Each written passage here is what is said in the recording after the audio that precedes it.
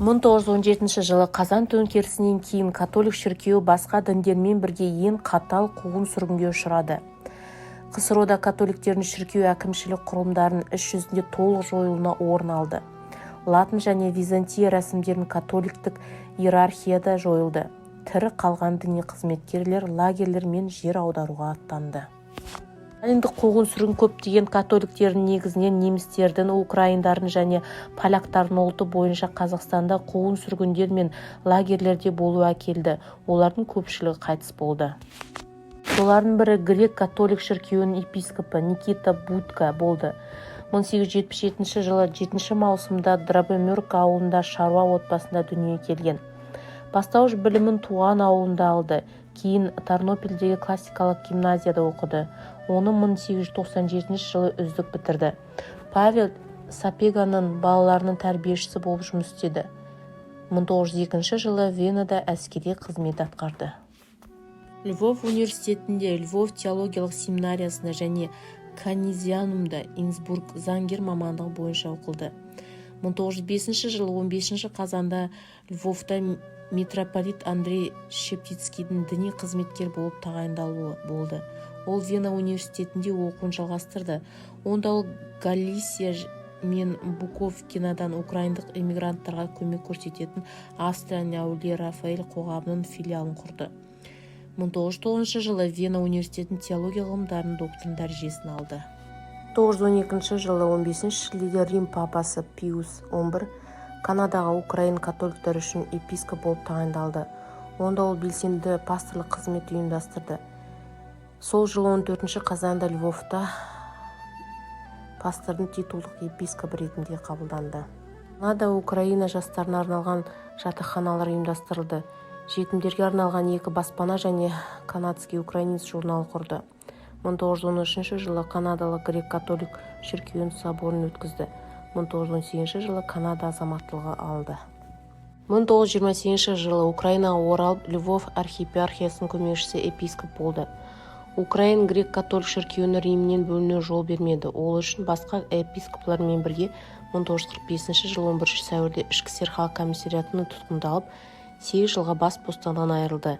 1949 жылы 1 қазанда Қарағандыда түрмеде қайтыс болды. Будканы 2001 жылы 27 маусымда Львовта Рим папасы Иоанн Павел II шейіт ретінде марапатталды. Онымен бірге сайлау процесінің қалған кандидаттары Николай Черницкий мен 74 серіктестігі де жеңіске жетті. Рим католик шіркеуінің тағы бір діни қызметкері Владислав Буковинский 1904 жылы 22 желтоқсанда Барчичев қаласында дүниеге келген. Украинадағы Гребенково ауылында өмірін алғашқы жылдарын өткізді.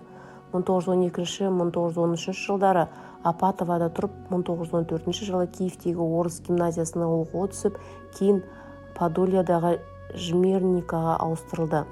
Анасы қайтыс болғаннан кейін 2 жыл өткен соң 1920 жылы оның отбасы большевиктерден қашып Польшаға көшті. Сыртқы курстарды бітіріп 1921 жылы 24 қыркүйекте Краковта жетілу туралы куәлікке емтихан тапсырды. Содан кейін Ягеллон университетінде заңгер мамандығы бойынша оқи бастады. Сонымен қатар 1923-1925 жылдары Ягеллон университетінің заң факультетінің жанындағы Польша саяси ғылымдар мектебін оқып үздік бітірді. Ол 1931 жылы 28 маусымда Краков митрополиті Адам Стефан Сапьехадан Кратовская Вавель соборында діни қызметкер тағайындалды. 1936 жылы тамыз айында бастап Луцк теология семинариясында катехизм және әлеуметтік танудан сабақ берді. 1939 жылы қыркүйекте Луцк соборының ректор болып тағайындалды. 1940 жылы 22 тамызда ішкі істер халық комиссариатында тұтқындалып, 1941 жылдың 26 маусымына дейін Луцк түрмесінде болды. 1945 жылы 3 қаңтардан 4 қаңтардың қараған түнде ол тұтқындалды. Епископ Адольф Шелленжикпен және король Галинзовский Луцктегі ішкі істер халық комиссариатының ғимаратында түрмеге қамалды. 18 күндік тергеуден кейін 1945 жылы 22 қаңтарда дін қызметкерлері жүк көлігімен Ковельге, одан темір жол арқылы Киевтегі ішкі істер халық комиссариатының түрмесіне жеткізілді. Тергеу 1945 жылдан маусым айынан дейін жалғасты және барлық діни қызметкерлер Ватиканның пайдасын кеңестік режимге опасыздық жасады және мал шаруашылығымен айналысты деп айыпталды. Киевтегі жалпы режимдегі түрмеге ауыстырылды.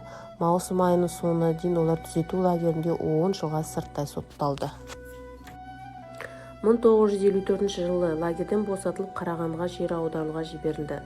Польшаға оралудан бас тартып 1955 жылы КСР азаматтығын алды. Ол құрылыста күзетші болып жұмыс істеді. 1956 жылдан бастап құпия заңды пастырлық қызметіне жалғастырылды. 1958 жылы 3 жылға бас бостығынан айырылды және 1961 жылға дейін Иркутскідегі түрмеге жабылды. Содан кейін Қарағандыға оралды. Онда діни қызметкер ретінде қызметін жалғастырды. 1963-1973 жылдары аралығында ол Польшаға 3 рет барды. Оның ішінде емделу және туыстармен кездесу үшін, бірақ ол үнемі КСР-ға оралды. Польшада ол болашақ Рим папасы король Войтылмен кездесті. 1974 жылы Қарағанды ауруханасында ішкі қан кетуден қайтыс болды. 2016 жылы 11 қыркүйекте Қарағандыда Фатима Әулие Мария соборында оның рәсімі өтті. Салтанаттық ғибадатты Рим папасының төрағалығы басқарды. Әулие Анджело Аматоның істері бойынша конгрегациясы жетілдіру болды.